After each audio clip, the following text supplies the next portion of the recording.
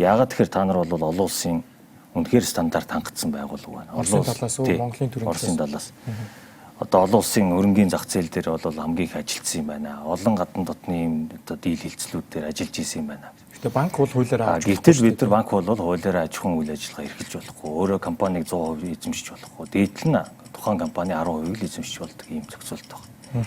Тэм учраас бид нар бол Монголын төвшөнд энэ хилцлийг бол хийж болох тэр бүх хил зөвлөгөөг бол өгсөн гэдгээр л энд оролцож байгаа шүү дээ. Тэрнээс ч бол яг хууль эрх зүйн мэтгэлцээ нь бол би мэдээж тэрэн дээр бол миний мэдлэг тутна л да. Тэгэхээр яг худалдаа хөгжлийн банкнд эхлээд санал тавьсан гэд яг энэ гэрээ хэлцэл хийсний дараа та үндэсний телевизээр тодруулга хийгээд дараа нь мэдээлэл гаргасан болохоор тэн дээр бол банкны эзэмшил одоо эзэмшдэг энэ сангууд компаниуд ямар хүмүүс байдаг вэ гэдэг асуулт бас олон нийтийн дунд гарч ирсэн. Гол нь би мэддэг хэлдэг нь бол яг энэ хилцлийн талаасаа гэхээсээ илүү те худалдаа хөгжлийн манай банк руу их дайралт ирсэн л те. Өөрөө офшор банк. За тэр бол яг сонгуулийн өмнө болж исэн асуудал, тэрэнд бол байдаг л асуудал гэж бид нар бол нэг нухацтай хандаг. Угаасаа тэр төргөө Монгол банкн дээр бүх бүртгэл юмнууд нь байж байгаа учраас. Тэгэхээр худалдаа хөгжлийн банкны хувьд бол офшор компани гэдэг юм уу одоо гадаад эзэмшилтэй компани бол одоо эзэн мэддэхгүй гүйлгээ юм тодорхойгүй, татвар төлдөггүй, хуулиар зохицуулдаггүй ийм компаниудыг хэлдэг. Манай банкны хувьд бол 100% Монгол улсын хуулийг дагуу 100% Монголдо татвараа төлдөг. Бүх юм нь тодорхой. Ийм аж ахуйн гэж учраас бид нар ямар ч гэсэн офшор банк биш. Энийг бол одоо жирийн иргэд одоо телевиз үзэгчд маань ойлгож байгаа байх гэж найдаж байна. Хувь эзэмшлийн хувьд бол гадна талд бүртгэлтэй компаниуд байгаад байгаа. Энэ ямар учиртай вэ гэхээр зэрэг анх бол 2002 онд худалдаа хөгжлийн банк ховчлогдсон. За ховчлогдоход бол гадны хөрөнгө оруулагчид худалдаж авсан байгаа. Гадны хөрөнгө оруулагчид бол мэдээж одоо татварын таатаа тийм нөхцөлтэй одоо jurisdiction гэж ярьдаг тэр эрх зүйтэй газруудад бол байгуулсан. За Америкийн компани байсан бид бүгд мэдж байгаа. Тэндээс худалдаж авсан учраас тэр толгой компаниудыг худалдаж авсан юм хилцэл байгаа. Өнөөдрийг болтол тэр анх 2002 онд ховчлогдсноос хойш бол худалдаа хөгжлийн банкны яг тэр шууд бүтцэн бол ерөөсөө өөрчлөгдөв явж байгаа. Ямар хувь хүмүүс үүд юм бол энэ Global Investment Development SCA гэх танай банкны 65%-ийг эзэмшдэг. Яг худалдаа хөгжлийн банкны ажлагсад энэ гадаад хүн байд юм уу? Яг монгол хүн байд юм болоо эзэн? Одоо өнөөгийн манай худалдаа хөгжлийн банкны дууцын дарга Эрдэнэ билег гэж хүн 100% эзэмшиж байгаа. 100% Монголын иргэн. За тэр United Banking Corporation гэдэг нь бол одоо бас Монгол улсад бүртгэлтэй Монголын компани. Зүгээр тийм нэр нь бол тэгж англиараа шууд монголчилсан юм нэртэй. За гадаад хувьцаа гэх юм бол зөвхөн 2012 онд манай банкны 4.8%-ийг Goldman Sachs гэж дэлхийн одоо нэг номерын хөрөнгө оруулалтын банк худалдаж авсан байна. Тэгэхээр 100% Монгол хүн эзэмшдэг гэж ойлгож байна. Ер нь бол одоо 95.2% нь цэвэр Монгол иргэдийн өмчөө гэж ойлгох хэрэгтэй. Энэхүү хэрэг шүүнээс би одоо бас сонирхъя. Энэ гэрээ хилэлцээр болон төрийн Оросын өмчт Ростек компани хувийг Монголын хувийн компани худалдаж авах үндэсний аюулгүй байдлын зөвлөөр орох ёстой, улсын хурлаар орох ёстой байсан асуудал мөн үү таны хувьд? Түрүүнд дурдсан нь бол хоёр улсын засгийн газрын хоорондын гэрээ хэлцээр. Энэ одоо бизнесийн арилжаа хийгдэх өмнө улсын хурал заавал танилцуулагдаж энэ хууль хүчингүй болох ёстой. Буюу улсын хурлаас заавал жившөөрөл авагдах ёстой. Тэгжээж энэ дараагийн хэлцлээ засгийн газар нэг бол улсын хурлаас засах мөнгө босгож ав гэдэг үүргөх ёстой байсан баг. Нэг бол сонирхогч, хоёр дахьч этгээдэд өнөөдрийн байдлаар зарах болцоог нээж өгөх ёстой байсан. Тэгэхээр хууль зөрчилсөн байгаа гэж үзэж байна. Миний байр суурь энэ хуулийн маш том зөрчилтэй болчлоо. Ахаад хэлээ олон улсын гэрээ хэлцээр улсын хурлаар орж иж хүчингүй болж иж засгийн газар асуудлаа заавал танилцуулж иж энд явах ёстой. Орхон даргын сая сүүлд хэлдэг нэг зөрчилтэй асуудал ороод байна л да. Оросын холбооны улсын тал худалдаа хөгжлийн банк санал тавьсан юм а гэж. Гэрээгээр Монгол улсын засгийн газар санал тавих ёстой.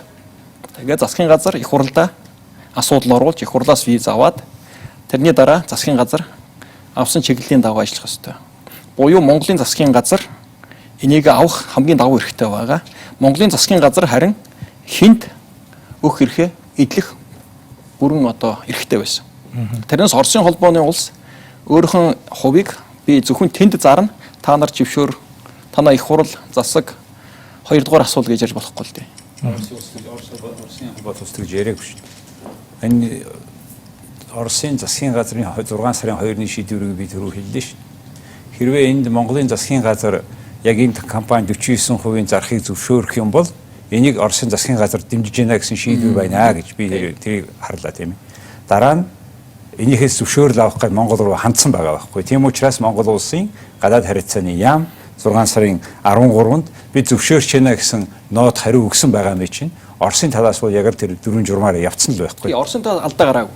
Асуудал нь манай талд гарч байгаа юм тийм. Ер нь бол зүгээр нэг юм хэлээд бид нэр их жоохон юу ярьж байна. Их тийм тайван их гоё ярьж байна. Ер нь бүгдээр баг их нь хуульчтай байгаа байхгүй.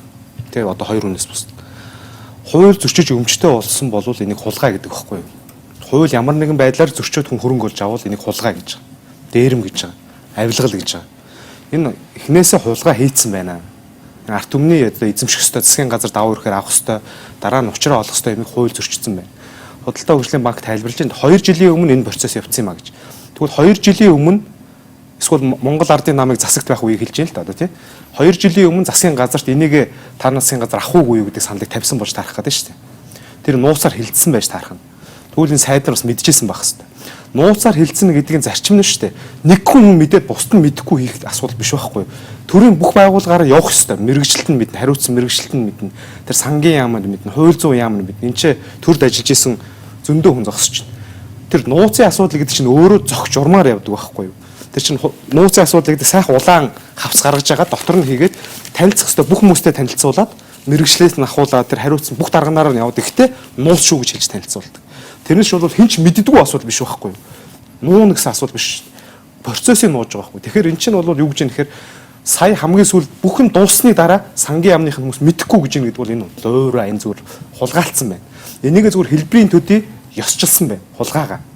Тэгээ ингэж ойлгохгүй бол энэ зүгээр ингээд гой 2 жилийн дийл явж байгаад ингээд арайхаж бид нар Монголын тал авлаа гэж. Монголын тал биш ээ. Монголын тал гэж гэрээн дээр хэнийг хэлж байгаа гэж Монголын тал гэж альч гэр одоо оюутлахын гэрээн дээр 5-7 гэрээн дээр аль нь ч байсан Монголын тал гэж Монгол улсын засгийн газар эсвэл түүнийг төлөөлсөн этгээд гэж. Нэг бол төрийн өмчийн хороо эсвэл сангийн яам засгийн газар засгийн газрынхаа үеэр өөрчлөгддөг. Заримдаа Эрдэнэс Монгол болчдөг. Тэ Эрдэнэс имгээл болчдөг. Тэгэхээр энийг л Монголын тал гэж ойлгодог болохоос ш 3 дахь этгээд бол хэн байх нь хамаагүй. Тэр бол зөвхөн хувийн компаниуд, өөр улсын компаниуд баггүй. Тэгэхээр Монголын талд энэ бол өгөөгүй байна. 3 дахь хүнд өгсөн байна. 3 дахь хүнд өгөхийнхаа өмнө заавалчгүй энэ процессоо Монголын талд хийсэн бахаар 2 жилийн өмнө санал тавих гэдэг шүү дээ. Тэгэхээр 2 жилийн өмнө санал тавиагүй байхгүй юу? Тавьсан байнгул энийг бас одоо тэр үеийнх нь танхимын сайд нар манийг гаргаж иж тавих хэрэгтэй. Тэр үедээ татгалцсан юм уу? Эрдэнэжмын дарга юу орхон захирлаа энийг одоо хулгай гэж хэлж байна. 2 жилийн өмнөөс энэ дийл явагдсан гэсэн шүү дээ. 2 жилийн турш. 2 жилийн өмнө бол одоо энэ дийл анх яригдж эхлэхэд бол худалдаа хөгжлийн банкнд худалдах санал ирж ийсэн. Тэр үед нь Оросоос тий. Тэр үед нь бол бид яг тэгэхээр ийм л дээ. Энэ дээр бас жоохон тайлбар хэлэх болох. Оросын албаны улсын хууль тогтоомж бол манайхаас өөр.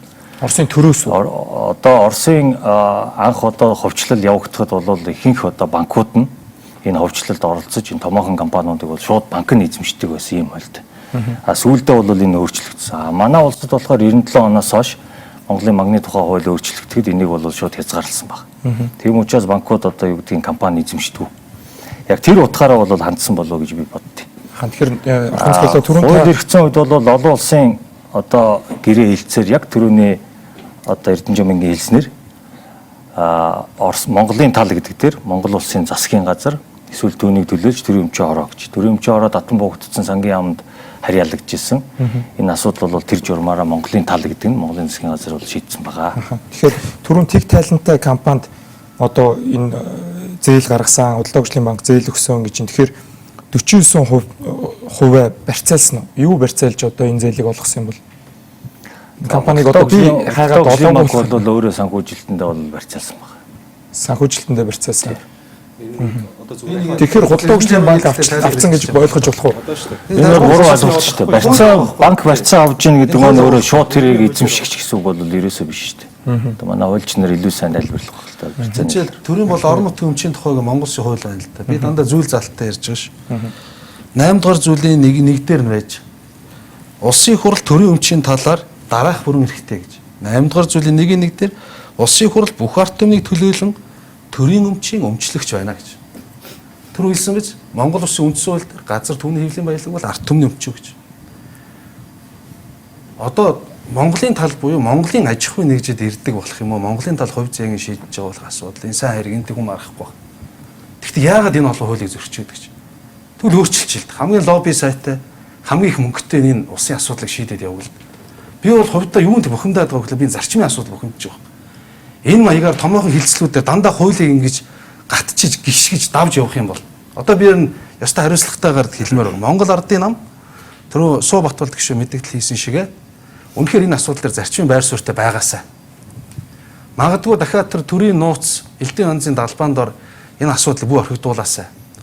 Энэ хилцэл цаашаа энэ чигээр үргэлжлээд явах бах. Яагаад гэвэл бид олон улсын эрх зүйн хувьд ерөнхийдөө хийгдсэн гэрээ хилцлээ бид олон улсын зах зээл дээр гараа явахад хан ресурсын жишээг л давтана. Бид олон улсын зах зээл дээр өрсөлдөх хуульчдын потенциал болоод чадвар засгийн газрын асуудал анхаарал хандуулах чадварын үед бид ийм төвшөнд байгаад хүлээн зөвшөөрнө. Харин энэ бүх хуулийг уландаа гიშгсэн хүмүүс ямар арьсдаг хүлээх.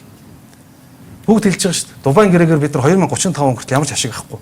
Тэр хүртэл нөгөөдөл чинь нэг арга бодож болно. Дахиад цаашаагаа сунгана гэж. Гэтэл манай эцэг өвгдийн одоо өнгөрсөн зууны туршидтэй энэ бүхтэн бүтээн байгуул надад бол эрдэнэ тавигүй ойр. Жил болгон л бид нар санаа зов суудаг. Тэ? За цалин дэвтгүүр яадаг вэ? Зэсийн үн өндөр байна гэх бага байна гэхээр уг нь бидэнд хамаагүй бүгд тэрийг сонирхдаг. Тэгвэл энэ асуудлыг энэ ард түмний хувь заяатай асуудлыг далд шийдсэн энэ олон хуулийг зөрчснөөр хин нэг нь хариуцлага хүлээхгүй юм бол бид нар цаашаага хууль ярих болчих. Тэгвэл тэр ядарсан хайлын хүүхдийг тийм годомжинд хахаарсан шоронд ихэ бойл. Тэр гар утас суулгаас эмэгтэйг 10 жил орохоо бойл. Адилхан бай. Энэ шудраг ус явдал энэ ялгуурлалд эцсийн юм төрөгдөг нийгэмд тэмцэл төрөгдөг. Дандаа. Энэ шудраг ус явдал чинь тэсэхгүй шүү дээ. Дандаа ингээ өөрийн дорд үзэж тэр доор байж дээр хуульчлахгүй бах.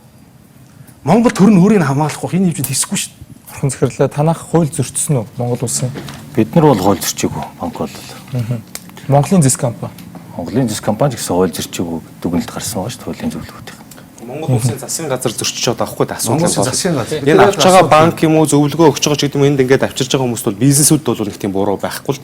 Тэр бол одоо засгийн газар нэгэн зөвшөөрөл та нар аав гэж үл одоо тэгэл ийм ашигтай юм чи авахаас яах юм тийм биз дээ. Бүгд одоо энэ засгийн газар Монгол улсыг тижээдэг юмны талыг авах гэдэг шүү дээ. Хоёр үйлдвэр ганцхан эрдэнтийг яриад байгаа байхгүй. Монгол Рос Цэвитмет гэж бас одоо дутуугүй том компани. Монгол улсын стратеги ордуудыг эзэмшдэг. Асгатын мөнгөний орд гэж асар том одоо орд би тэрийг эзэмшдэг. Энэ хоёрыг нийлүүлээд 400 сая төгрөг. Энэ чинь би ч гэсэн авмаар байна шүү дээ. Тэгвэл ингэж л авч болж байгаа юм бол Монгол хүн болгон авч болно шүү дээ. Яагаад дээр хутга гэдэг шиг хоролцоо явчихж байгаа юм бэ энэ засгийн газар. Гайхаад байна. Энэ бол болсон гэж бодохгүй. Монгол ардын нам олонх болсон. Би яагаад олонх болсон гэвэл сонгогчд энэ эрдэнтийн асуудлыг сонсоод ардсан намд сайхан бэлэг дүнгээ тавьсан. Тэгээд одоо нөгөө талд нь бол гаргаад өгсөн. Одоо энийг шийдэх хэрэгтэй. Чин ардын намын чин одоо сонин хөвлөөр явж байгаа мэдээ чин миний гар дээр байгаа 7 жилийн өмнөх юм сонин байл төгтөл мөгдөг сонин. Ардын намын Мие гомбын их бол гэдэг дарга нь Бадамжунаа гэдэг хүн одоо өшөө одоо сахад эрдэнүүлэгтийн тэр гэдэг хүмүүсийн нэртэй. Худалдаа хөгжлийн банкар дамжуулж Оросуудаас 49-ийг авах гэж байна гэж. 7 жилийн өмнөх процесс бүх овог нэрс бүхэн таарад хахаар би одоо жоохон бас гайхаж штэ тий. Би бол зохиож яриаггүй. Өнөөдөр ч гэсэн хэвлэл мэдээлэлээр гарч байгаа. Энэс айх хэрэггүй. Одоо ардын нам байсандаа байгаад энэ эрдэнэтэй буцааж ав. Тэгээ зохич урмынхын дагуу явуул. Тэгээ тэхгүй болов биш дээ. Энэ бол өөрөө том улс төрийн асуудал. Энэ ганцхан бизнес биш шүү. Улс төрийн асуудал гэдэг нь юу юм гэхээр намуудын хооронд хэрүүл биш байхгүй. Энэ улс оронд амьдарч байгаа хүмүүсийн асуудал байхгүй. Тэгэхээр бид нар улс төрийн асуудал гэж яриад. Тэгэхгүйгээр өнөөдөр энийг тэр чигтэн дараад тий цааш нь нэг нь шийтцсэн байлээ. Одоо өнгөрсөн гэдэг нэг сайхан бэлгийн тайлбарлаадсан шиг нэг л Оросын засгийн газар шийдсэн бол одоо өнгөрсөн гэх маягаар хандах юм бол энэ өөрөө ардын нам хуульцсан гэдэг асуудал байна. Эрдэнэжмийн дарга өнөөдөр одоо яг нэвтрүүлэг дуусгаад 9 минут үлдсэн байгаа болохоор та бүхнээс яг өөрсдий чинь бас сэтгэлдлийг сонсмоор 49 Монголын энэ төрийн өмчт компаниудын 49%-ийг хэн эзэмших ёстой юм бэ? Эзэн хэн байх ёстой юм бэ гэдэг дээр санал сонсъё гэж бодож байгаа сайхан нийтэлжээс эхлэе. Төрийн өмч гэдэг нэртэй бүх тодтолтой компаниуд бол нийтийн өмч. Ямар ч өөр тайлбаргүйгээр нийтийн өмч. Ард түмний өмч гэсэн. Тий. Бүх ард түмний өмч. Нийтийн өмчтэй холбоотой бүх юмыг тэдний саналыг авч шийдэхгүй бол хүний өмнөөс хүний өмчийг шийдэж болохгүй шүү. Энэ л зарчмын байр суурь. Батөргөл эрх зүйч. Зүгээр өнөөдөр бид нар